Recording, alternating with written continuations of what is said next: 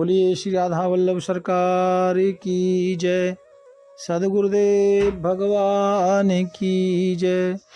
ना गुरुरधिकं तत्त्वं ना गुरुरधिकं तपः ना गुरुरधिकं ज्ञानम तस्मै श्री गुरुवे नमः। प्यारे भक्तों, आप सभी ने कल श्रवण किया था श्री वाल्मीकि जी की जो महिमा, एक संत की महिमा। प्यारे भक्तों, देखो संत जो होते हैं ना, उसमें जाति का भेद नहीं करना चाहिए, ठीक है ना। संत की जाति नहीं देखना चाहिए। जाति न पूछो साधु की, पूछ लीजिए ज्ञान।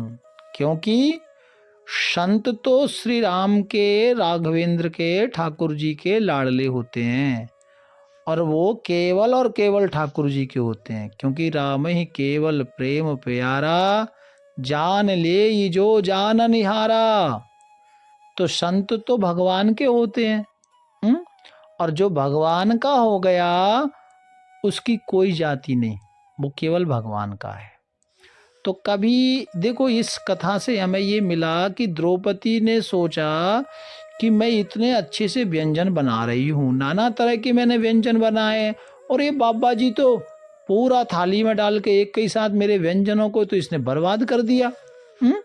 और इतना अच्छा मैंने पकवान बनाया, भोजन बनाया, लेकिन ये साधु तो बड़ा बेकार है।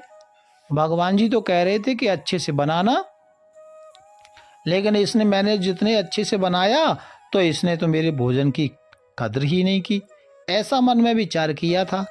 तो वो ऐसा मन में विचार किया, इसलिए द्रौपदी को वो दोष लग गया, साधु सेवा का दोष लग गया।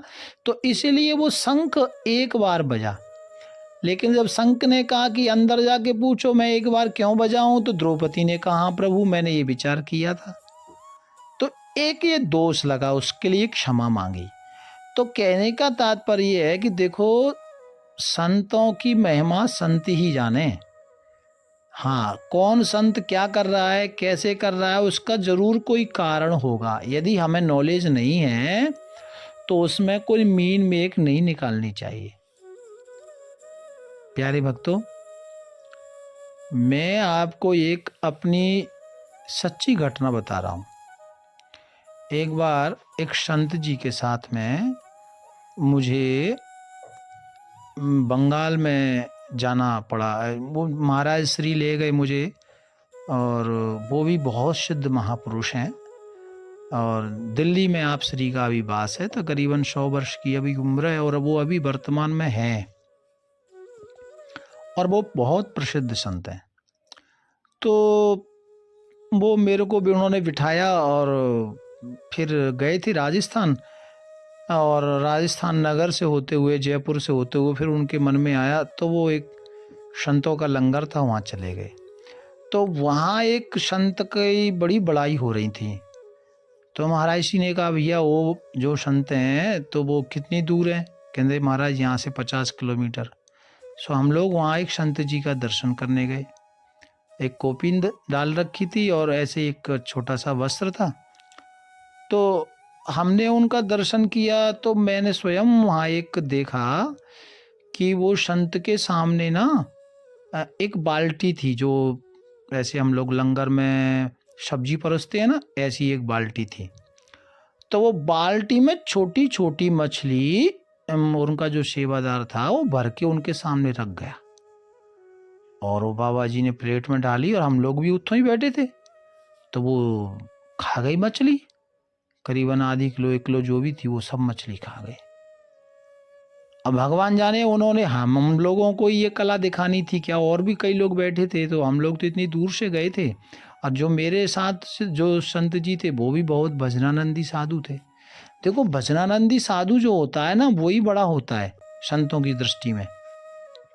और जितने भी हमारे ब्रज में भी जो महापुरुष हुए, जैसे बाबा देवरा हुए, बाबा पागल बाबा हुए, उड़िया बाबा हुए, हरि बाबा हुए, है ना, और भी उड़िया वाले एक बाबा और हुए। तो ऐसे जितने भी महापुरुष थे ना, एक करे वाले बाबा हुए, हैं, बाबा सूरदास जी हुए, तो ये सब भजनानंदी थे।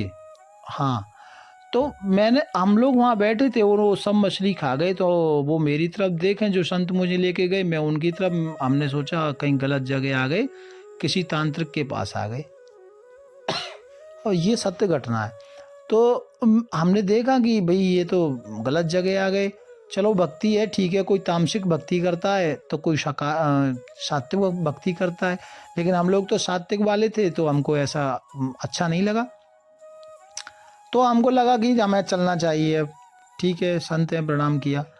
लेकिन जब हम चलने को उद्यत हुए तो वो जो खाली बाल्टी थी ना, तो बाबा ने हमारी ओर देखा और ऐसे अपनी जीभ से हाथ लगा के जितनी भी मछली खाई थी ना, वो सारी मछली उस बाल्टी में ऐसे मुंह के द्वारा उड़ेल दी। और हमने देखा अपनी आंखों से कि वो मछली सारी उस बाल्टी में जिंदा थी और वो चबा चबा के खा रहे थे। तो मेरे को फिर उस दिन से ये ज्ञान मिला कि देखो भैया, संत कब क्या करते हैं कि इनकी लीला यही जान है। पता नहीं आपको कब कौन सी लीला दिखा रहे हो, है ना, उसका जरूर कोई कारण होता है।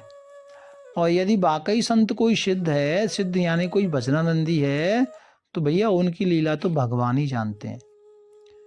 तो यहाँ पर वाल्मीकि ऋषि ने भी यही किया, सारा भोजन द्रौपदी का मिला लिया। द्रौपदी को लगा मेरी कला तो सब धरी रह गई। कन्हैया तो कह रहे थे अच्छे पकवान बनाना, ये बाबे ने तो सारा मिला के खा लिया। लेकिन वहां वाल्मीकि ऋषि का भाव था कि ये भगवान का प्रसाद है और प्रसाद का स्वाद क्या लेना। मेरे गुरुजी कहते थे, कई बार मैं कहता था गुरुजी सब्जी में नमक कम दे दूं? नहीं बेटा, क्यों? जो मेरे ठाकुर ने पाया है मैं वही पाऊंगा। और वो वही पाते थे। तो कहने का तात्पर्य है कि यहाँ पर वाल्मीकि ऋषि ने सोचा कि ये मेरे भगवान का प्रसाद है और जो भगवान का प्रसाद है मैं उसी का भोग लगाऊंगा, ये भाव था। तो प्यारे भक्तों, आज वाल्मीकि ऋषि का जो भोग प्रसाद, जो प्रसाद पाया था, तो बुद्धि से ना खाकर, बुद्धि से खाया नहीं, बुद्धि से सब मिलाकर खाया, वो प्रसाद था, जिससे द्रौपदी के मन में जाति की जो शुद्धि अशुद्धि आ गई थी। तो आखिरकार वह स्वपक्ष ही ठहरा, ऐसा विचार किया कि ये तो क्या जाने। तो सबको मिलाकर खाने से पहले से ही ऐसा इनका स्वभाव था, ऐसा द्रौपदी ने मन में विचार किया। तो संतों में जाति बुद्धि नहीं लानी चाहिए, ठीक है ना, क्योंकि इससे बहुत बड़ा अपराध लगता है। स्कंद पुराण में लिखा है, स्कंद पुराण के खंड में लिखा है कि जो वैष्णव खंड है स्कंद पुराण का, उसमें लिखा है अर्चावतारोपादानम वैष्णवोत्पत्ति चिंतनम मात्र योनि परीक्षाम च तुल्यमाहुर्मनीषणः। इसका अर्थ है भगवद विग्रह की उत्पत्ति का उपादान कारण ही धातु या पाषाण की, वैष्णवों की उत्पत्ति और मात योनि की परीक्षा, इन तीनों को पंडित तुल्य ही समझें। ठीक है, कोई धातु पाषाण की जो मूर्ति है ना, उसमें भेद ना करें। ठीक है, तो ये बताए हैं, अर्थात ऐसा करने से महापाप लगता है। गुरुनु विषे नर बुद्धि शिलासम गणे विष्णुतन चरणोदक जले जानि मंत्र बंदे बाणी सम। महाप्रसाद अन्न साधु की जाति बिछाने ते नर नर कहीं जाय वेद स्मृति बखाने। वेद और स्मृति कहते हैं कि जो संत की जो जात के चक्कर में पड़ जाता है और निरादर कर बैठता है, तो वो तो फिर नरक में पड़ते हैं। ठीक है ना। अग्र कहे यह पाप सट अति मोटो दुर्घट निकट विकट। और पाप सब छूटे पे ना मिटे हरि नाम रटत। ये बहुत बड़ा पाप है। इसलिए संतों के प्रति बुद्धि श्रेष्ठ रखनी चाहिए, है ना। सा जात न पूछो साधु की, जात पात पूछे नहीं कोई, हरि को भजे सो हरि को होई। ऐसा मानकर प्रणाम ही करना चाहिए। प्यारे भक्तों, संतों को शुद्ध एवं पूज्य मानना ही चाहिए, ठीक है ना। तो ये इससे हमें ये शिक्षा मिली। प्यारे प्रभु प्रेमियों, इसलिए आज पांचों पांडवों को जब ज्ञान हुआ, द्रौपदी को जब ज्ञान हुआ, तो सबने स्वपथ श्री वाल्मीकि ऋषि को प्रणाम किया, सब चरणों में लोटपोट हो गए। वायस के विष्ठा से पवित्र जान पीपर को, मृतक की चीर मृग छाल जग जानिए। शंभु निर्माल्य गंगा जानो, ज्यों ही झूठन से बच्च को, सरस चीर फेन उर आनिए। माची के माहे के उछार सुनो जाने जग, इनमें न दोष है निश्चय ग्रंथ बानिए। ऐसे ही प्रकट काऊ कुल के जो साधु होए, सदा है स्वरूप शुद्ध पूज मन मानिए। प्यारे प्यारे भक्तों, कहने का तात्पर्य यह है कि संतों के अंदर कभी भी ऐसा निरादर भाव नहीं रखना चाहिए, नहीं, उससे बहुत बड़ा हमें दोष लगता है। प्यार से बोलो राधे राधे राधे राधे राधे राधे।